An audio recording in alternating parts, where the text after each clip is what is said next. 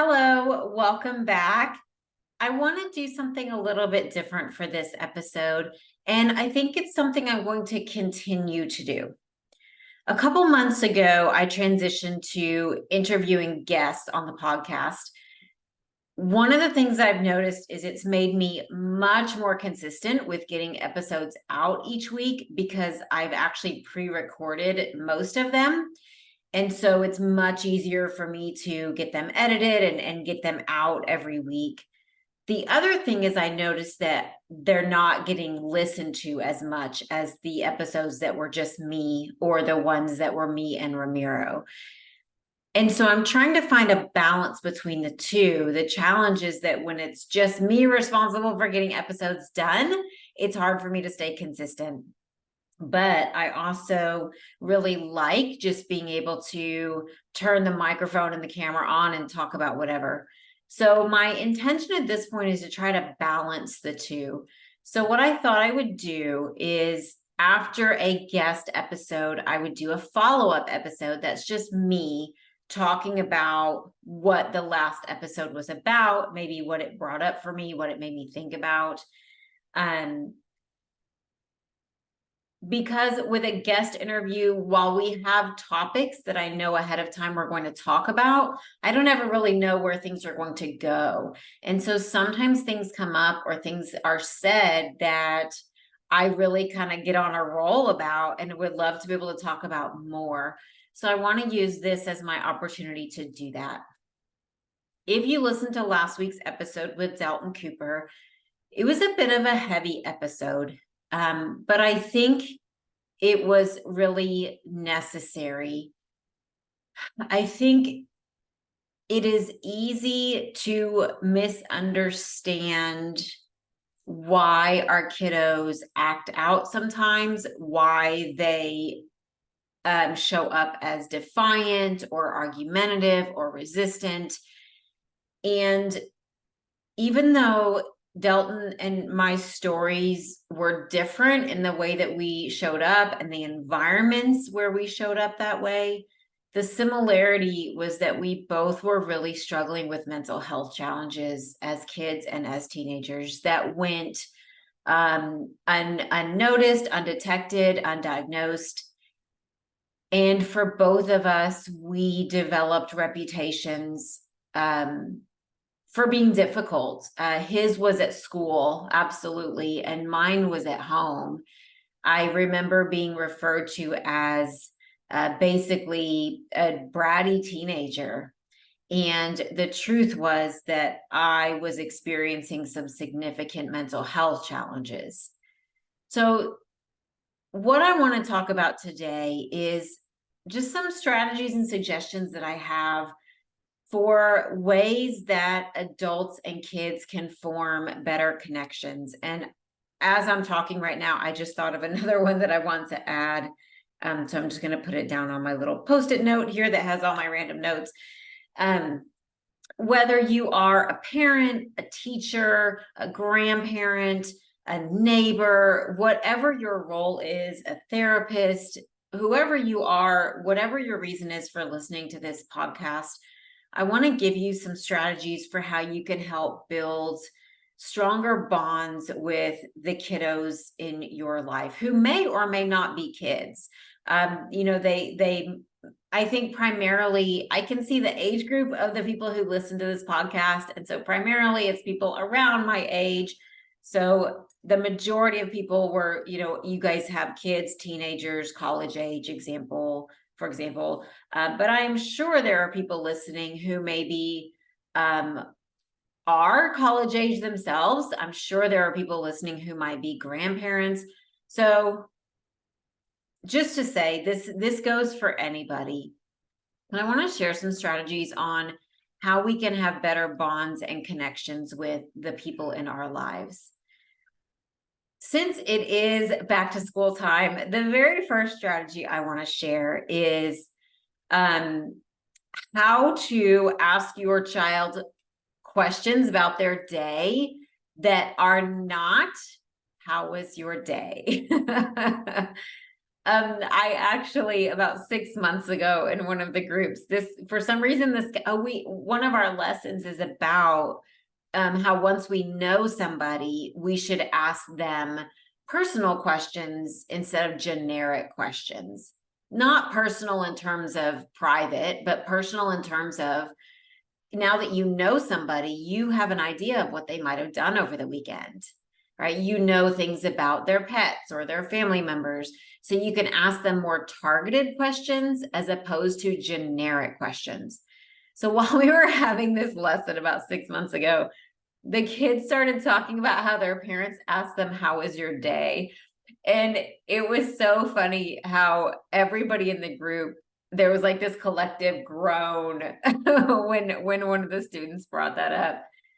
And just you could feel how annoyed the kids in the group were about that question, "How was your day?" And they even were joking about it and saying, "I just say fine." Or sometimes I just don't even want to answer. One of them said, "Sometimes I roll my eyes." It was really humorous. But let me explain why this question, "How was your day?" is such a turnoff. How was your day? Number one, it's such a generic question. You can ask anybody that question. You could even ask a stranger that question. And so anything that feels generic, people who are neurotypical tend to go along with generic things. And those of us who are neurodivergent tend to not go along with generic things. We feel like this person doesn't really care about us, isn't really interested in us. They're just asking us this random generic question that they asked my sister, my brother, my dad, my mom, whatever, right? They're going to ask me the same thing tomorrow. They asked me the same thing yesterday. So the genericness of it is one reason that it's so off-putting, is it's just super generic. Another reason it's so off-putting is because it's a huge question. If you think about, by the time you ask your child this question, or even your partner this question, it's been 8 hours since you last saw them, possibly more than that if they've been in activities, if whatever's been going on. Let's just say 8 hours. You're asking this person to summarize the last 8 hours of their life. That's a huge ask. That's a huge thing. And for a lot of our kids, the thought of that is immediately overwhelming. And they're not sure how to organize their thoughts around that. They're not sure if they're supposed to tell you hour by hour. They're not sure if they're supposed to give you a summary. Most of our kids are not super skilled at summarizing. And so, but nobody wants to sit there and talk for 5 minutes about everything that happened that day. So that's a second reason why this question can be really overwhelming, is because you're asking somebody to basically give you a rundown of the last 8 hours of their life.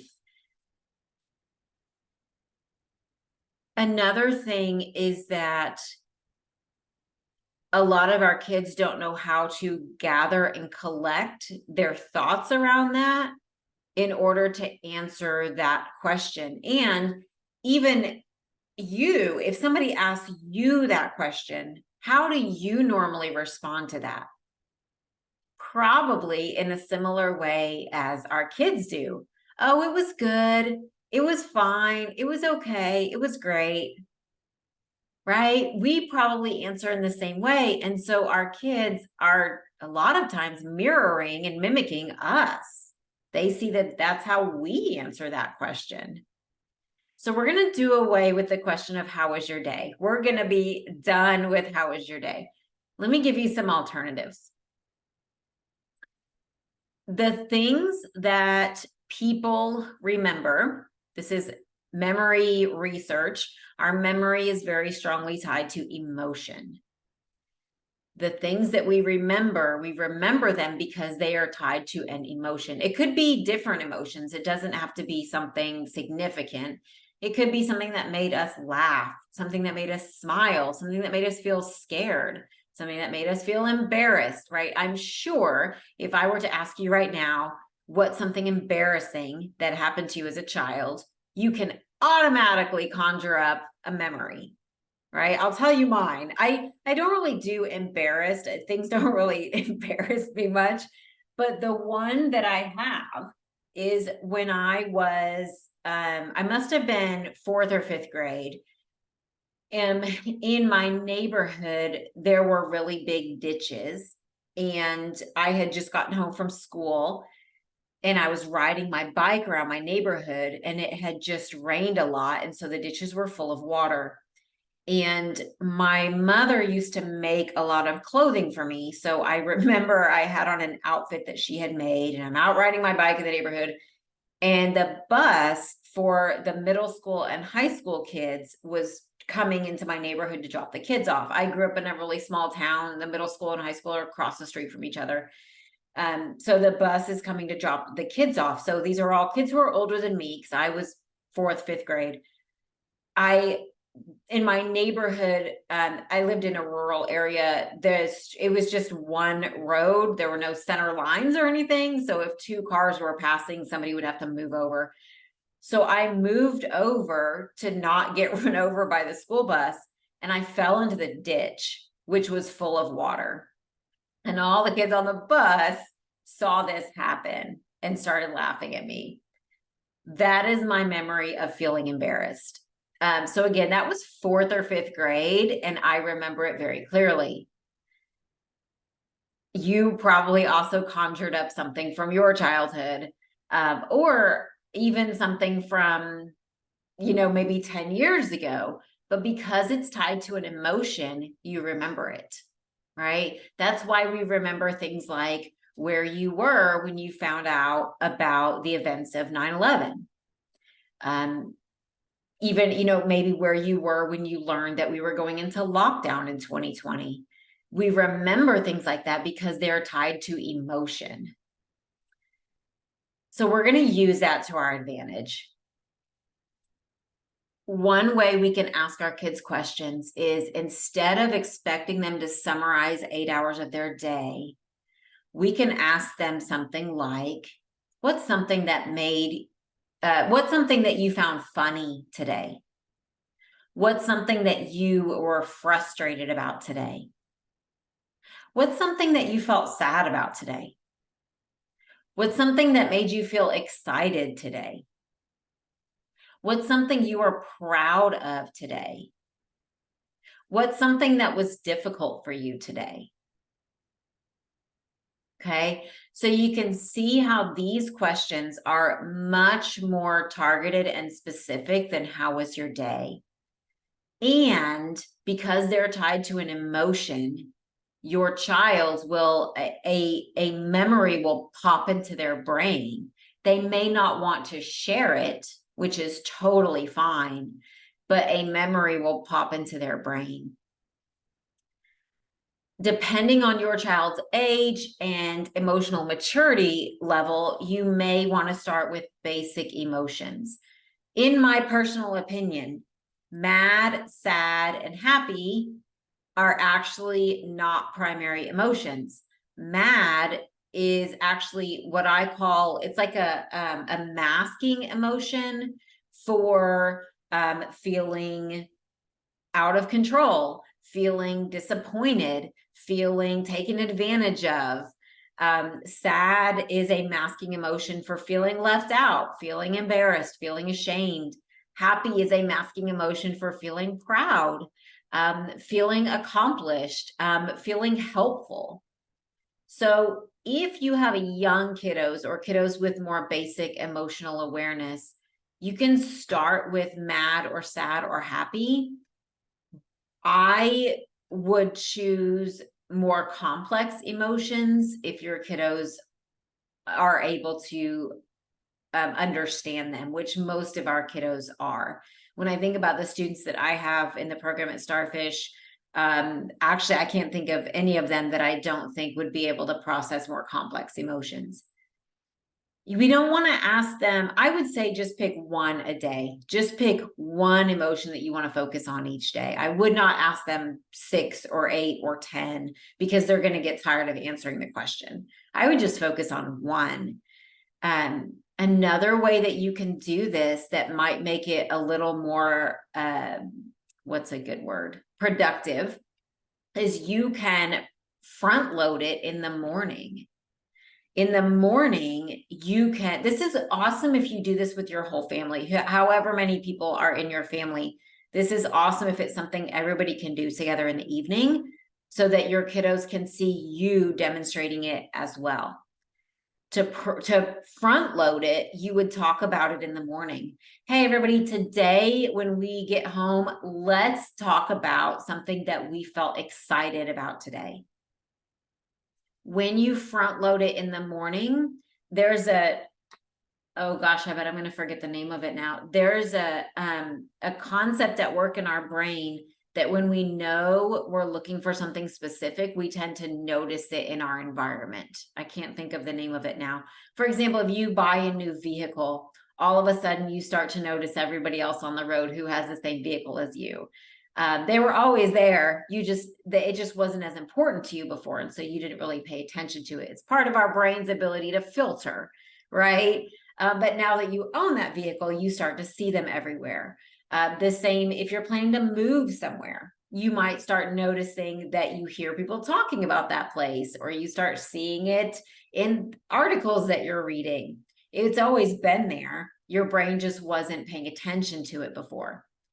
So that's what we're doing when we front load the emotion in the morning, is we are helping our kiddo's brain look for those events during the day.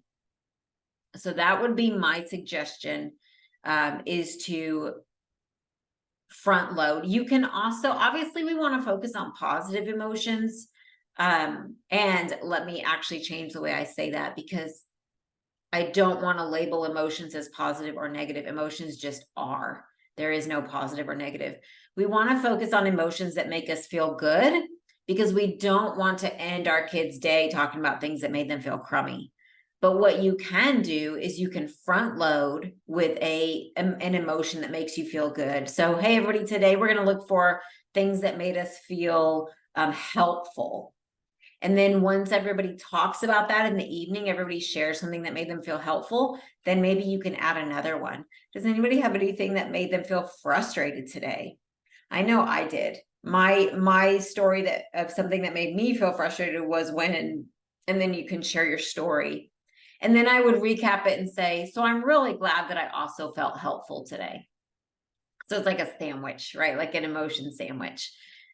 That's my strategy for how to ask kids questions instead of how was your day. One thing that I do that I think can get misinterpreted is when I'm talking to somebody in a social context, I typically don't ask people very many questions. This could be in a dating context. This could be with somebody I know really well. This could be just a casual conversation I'm having. I typically don't ask people a lot of questions about themselves. And I think sometimes it comes across like I'm not interested. What it honestly is that I try to be very aware that we all have certain things we prefer not to talk about. And I don't want to put anybody in an awkward position by asking them about something they really would prefer not to talk about. I don't ever know if somebody's having a really hard time at work and they don't really want to talk about it. I don't know if somebody's parent just passed away and they don't want to talk about it. I don't know if somebody just went through a really bad breakup or divorce. I don't know if somebody's, pet is sick. And so because of that, what I do is I listen a lot more than I ask. People will talk about what they want to talk about, and then I can turn that into a conversation. Instead of kind of poking and prodding at people, I just listen for what they offer, and then I go with that and turn that into a conversation. So that's what I would suggest doing with our kiddos as well. have the questions around emotions. What's something that made you feel excited today? And then go with what they say. The more questions we ask them, I know a lot of times we want to ask them things like, who did you sit with at lunch today? Who did you play with at recess? Who did you walk to theater class with? If they didn't have a great experience, they're not going to want to answer that question most likely, because they don't really want to keep dwelling on it. So if we focus on things like, what's something that made you excited today? What's something that made you feel hopeful today? And then just go with what they say, that's going to be a much more authentic, engaged conversation than if we're trying to contrive and kind of set things up. So that's my suggestion. Pick one emotion for the day, an emotion that makes us feel good. Prompt it in the morning, let everybody know. You could even do this. You could write them on popsicle sticks and pull one out of a jar every morning. You could have them in on index cards, and somebody gets to pull an index card every morning. I'm sure there's ways you could do it with technology. I think there's some apps where you can make like a random spinner, and you can input what you want on the spinner and then you spin it. So there's lots of different ways that you can even make this random. You can have a different person in your family pick an emotion every morning. And then in the evening, when you guys come together, talk about what happened that day that led to that emotion, and then just see where the conversations go from there. Okay, so that's my first strategy on how to stop asking, how was your day? The next strategy that I want to share, one of the big things that Delton and I mentioned in the episode last week was being able to connect with your kiddos and trying to understand them, even if you don't, making an effort to try to understand them. And so I want to share a strategy that I really love. This is from Love and Logic, which I don't hear much about anymore, but 10 years ago, I didn't mean to say that like it didn't make sense. I was going backwards in my mind. So 20 years ago, 10 years ago, it was a really big thing, especially in the education world. I don't really hear people talk about it anymore. But Love and Logic is basically a framework for how to support challenging kiddos. And I love it so much. It's so much in line with how I think and how I operate and how I talk to the kids. So I'm a very big fan of it. One of the strategies in Love and Logic, especially when you're dealing with challenging kiddos that are hard to connect with, is just the concept of noticing. Oh, I hear an ice cream truck going down my street. Sorry, I couldn't filter that out. I took a pause and there's music and I was like, what is happening? Okay. That was a good pause for a drink. Okay. So here's what noticing looks like. This is especially useful. A lot of times there's one parent in a family that has a harder time connecting with our neurodivergent kiddos than the other parent. This would be a really helpful strategy for that parent. Also, if you're a teacher and you have a kiddo that you're just having a hard time connecting with, all you're going to do is just verbalizing things that you notice about them. That's it. So in the Love and Logic example, one of the things, he's coming from a school perspective, and he talks about just going up to a kiddo in the hallway and saying something like, hey, I noticed you playing basketball yesterday. And then, the kid responds with, yeah, so? Oh, nothing. I just wanted to let you know that I noticed. And then that's it. You walk away, you remove yourself, whatever. So with your kiddos at home, this could be, hey, I noticed that you were playing Minecraft earlier. I noticed that you were looking at memes on your phone earlier. I noticed that you didn't seem to like the green beans at dinner today. I noticed that you thought it was really funny when the cat was chasing the dog, right? Really, it can be anything. The point of this is that when we feel noticed, we feel important. So there's zero judgment.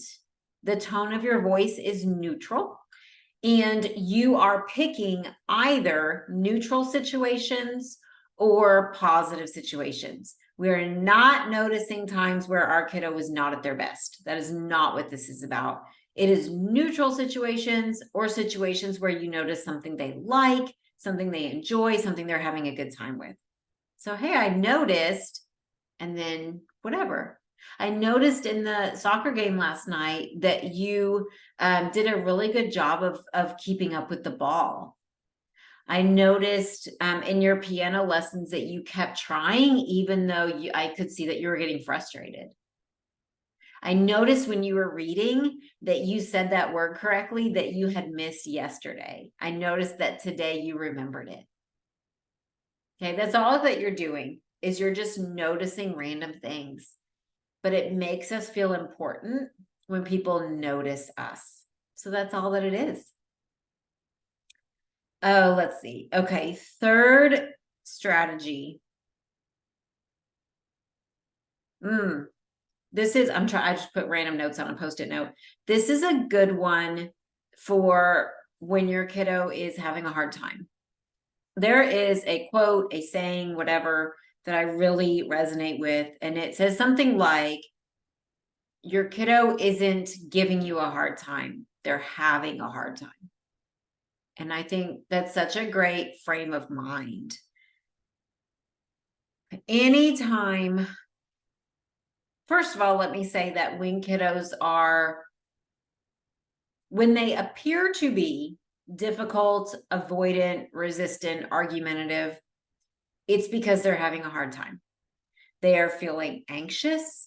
They're feeling unwelcome. They're feeling out of place. They're feeling, they're having a hard time regulating their emotions. There's something going on with them that they're not able to manage. And so then you start seeing resistance, defiance, arguments, that kind of thing. It is because there is something going on with them that they don't know how to manage. So if we respond to that with anger, frustration, arguing, we are damaging our relationship with our kids. The first thing that I do when one of my students is having a hard time is I always start with empathy. Sometimes I even front load empathy. So for example, when we had in-person classes, if I knew that something was going to happen that might be a challenge, like, I'm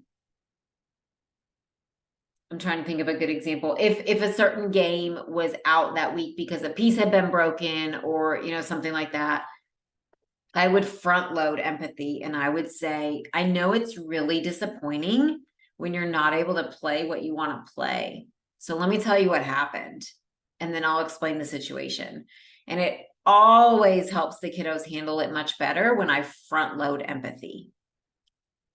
You can also use empathy in the moment. I remember having a kiddo in summer camp that cleaning up was just really difficult because it meant we were done and it was time to go.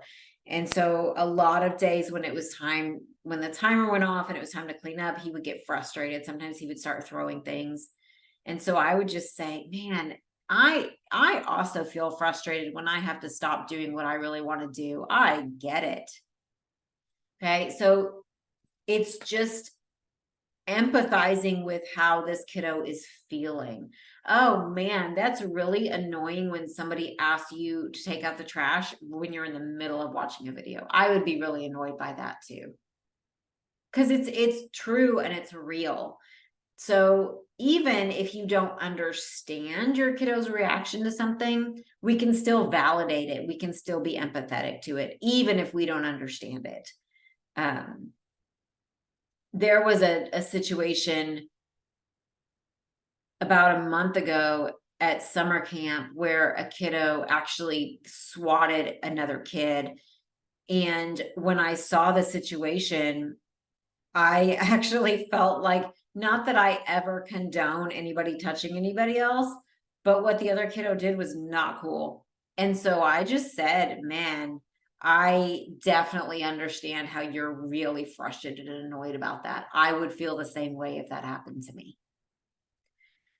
So just empathizing and validating the way that our kids feel, no matter what it is that they're feeling, just empathizing, validating. And a lot of times I will say something like, I would feel the same way. Or I will even say something like, when that happened to me, I was really frustrated too. I get it. I totally get it. It also, another thing that strategy does is if you have other children or if you are an educator, it helps all the other kids understand that this kid was having a hard time. So for example, the kid who was getting upset about cleaning up, when I would say that, when I would say, oh, I know, I totally get it. I get really annoyed when I have to stop doing something I really wanted to do too. The other kids hear me say that and they completely understand what's happening now. They understand that this kiddo is frustrated because he wanted to keep playing, and they can relate to that. They can't always relate to a kiddo getting upset and throwing things. They can relate to being frustrated about having to stop doing something they wanted to do. So it helps build understanding in other kids as well when we talk to our kiddos that way. Okay, one more strategy.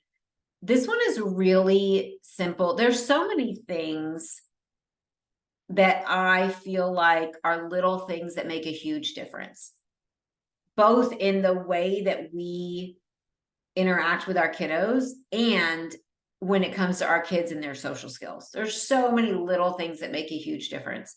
One of them is when I have in-person sessions at Starfish Social Club, or when we're on Zoom, however it is that I'm working with kiddos.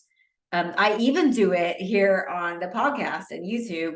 I always say hello and I say, I'm glad you're here. With the kiddos, I always say hello and I'll say something like, welcome back. I'll say like, happy Tuesday, whatever the case may be. I always acknowledge them. And I do some kind of like, I call it a social nicety, like a greeting, right? Welcome back. I'm really glad you're here. It's good to see you again. Something like that. But I do it to everybody individually. The only time I don't do this is if we've already started and somebody comes in late, because I try to reinforce that the whole group doesn't stop just because you came in late. So that's the only time I don't specifically do it, is if someone comes in late and I'm already running game time or teaching or doing whatever. And the same with when we leave, I always say goodbye to everybody individually. I'll say their name. I'll, sometimes it's a hug if we're in person. I wave when we're on Zoom. I'll say, see you next week, see you on Thursday, see you after the break, whatever the case may be. I remember talking to a kiddo a couple of years ago in one of the groups. I don't remember why this came up, but I think we were talking about the lesson was about stuff like this for the kiddos, like little things that make a big difference in your reputation, like smiling at people, saying hello to people makes such a huge difference. And we were talking about how in the morning when you're getting up and getting ready, do you say good morning to your parents? Because it's a little thing that it's kind of like us as adults. If you work in a traditional office, do you walk in and say hello to people? It's a little thing that makes a huge difference in our reputation. And I remember this kiddo saying, nobody in my family says good morning in the morning. And when I thought about that, his mom has told me that she thinks that she's on the spectrum. So there's 2 kids in the household that both are autistic. Mom told me that she thinks she's on the spectrum. And so you can see how in their household, I think that's probably very true. They probably don't say good morning to each other. But it's little things like that that can make a big difference. And even if you and your household don't really care, we're kind of preparing our kiddos and setting the stage for other relationships for the rest of their life, if that makes sense. So we're setting the stage for maybe when they have a roommate in college. We're setting the stage for how they interact with people at school. We're setting the stage for how they walk into a classroom and greet their teacher. We're setting the stage for when they have a job and they, greet their boss and their coworkers. So even at home, if you don't really care about that, just recognize that that's probably a great habit for your kiddo to adopt. Similar to shutting the door when they go to the restroom. Let me just say, having run a business, I can automatically identify the kids who nobody at home cares if they shut the door when they go to the restroom, because they come to Starfish Social Club and don't shut the door when they go to the restroom. So it's just a similar thing at home. So many things just don't matter, right? It just doesn't matter whether your kid shuts the bathroom door or not. It doesn't matter if they say good morning or not. But we are preparing them for the rest of their lives, and we're preparing them for social interactions with other people. And so doing things like saying good morning, saying good night, saying hello when you see them after school, if you're picking them up, if you're, getting home and they're already home, acknowledging and greeting each other is a huge social concept, a huge social nicety. And if it's something our kiddos typically don't do on their own, but if we're also not teaching it and role modeling it and leading by example, it's not something they're going to start doing automatically for most of our kiddos. But if we can start modeling it and showing it, it'll make it much more likely that they will adopt it and it will become more of a natural habit. It's actually, when I have kids in person at Starfish, most kiddos, when I say hello, when they come through the door, most of them do not respond. And so we have conversations about that, right? That when somebody says hello to you, what do you think they're expecting back? Right? A hello. Whatever it is, if they wave, they're expecting a wave. If they say hello, they're expecting a hello, right? But yeah, it's super common that our kiddos just don't always engage in these social niceties. But that's why we have to be the ones to model it and to support them. Like, hey guys, we're going to start something new in the mornings. We're going to start saying good morning to each other. Did you guys know that people do this at work? They say good morning to the people that they work with. Have you guys ever seen other kids at school do that? They say hello to the other kids in class. Do you ever notice that your teacher does that when you walk in? Do you notice how Steph does that at Starfish? She always says hello. So you can even be very overt about it. Hey, so I think it would be awesome for us to start doing that, because I know this is a little thing that can make a huge difference when it comes to getting along with other people, making friends, having a job, having a boyfriend or girlfriend at some point in the future. It's little things like this. Okay. So those are my 4 suggestions for just how to build deeper connections with our kids. The first one was stop asking, how was your day? And we talked about asking questions that build on emotion instead. The second one was just noticing things. If your relationship with your kiddo is kind of strained, just noticing things with very neutral neutral emotion, neutral situations. Just let them see that you're paying attention. The third one was empathizing with them when they're having a hard time. I know this must be really difficult. I totally get it. And then the fourth one is social niceties, saying good morning, saying hello, saying good night, and encouraging them to do the same thing. If you guys notice that someone says hello to them and they don't respond, reminding them of that. Hey, I heard that they said hello. What do you think they were expecting you to say when you said that? Sometimes what I do is if kiddos come in and I say hello and they don't respond, I will say to the group, hey guys, just so you guys know, I am only going to talk to the kids that said hello to me today. And I say it in that voice. And so all the kids know that I'm joking about it, but it makes the point. And then I actually follow through on it in an like overly dramatic way. So I'm thinking at the very end of summer camp, this happened.